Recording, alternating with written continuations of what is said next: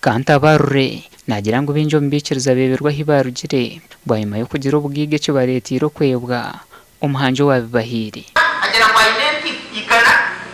aine moto kikumi aine evanya kaporaya yaje unran wabine onke bibyona no kushano baza kugenda bisikeho Pison namara obire nasima mukama ruhanga simire ruhanga omurabizo muri byinji akamusya haro bwahati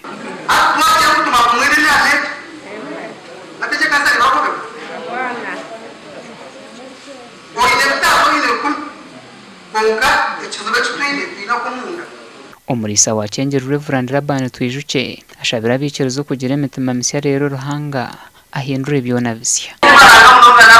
abagurusi nkaba abahumwire bakahumura tuguramuteresimu na myanti program y'ingenere baza kucereza we byona nabo kwanza hadi ina mushakisiriza dore umuntu kwa mukama guriyo rukorwa nareze barabanta bari kukanisa abatari muri Yesu arona bari muri Yesu abatari muri Yesu umene kintu kibi kuzo mukanisa otari muri Yesu kuzo mukanisa wabo muri yo kuzo kuri byona ni byangwa Chairman w'entebe yakashatu habwa bugonji town council control tuguma simire Pison namara ahabwe ntebe kanisa ezo kusima ruhanga izobera karisha bakusima kandi yatweta mutusimreho abo kuhagira bombeka abikiriza bacha buyongo bwa hatino baronda sente ziri kurenga muri miliyoni 800 okuombeke kanisa erabeneshita misabantu 10 umugando biraryo muhezi wa bwana mukora hakereziye ya Kamwenge Catholic Parish ahindwirwe kandi abebembezi basimire mirimo ye eyasigire yakorera Kamwenge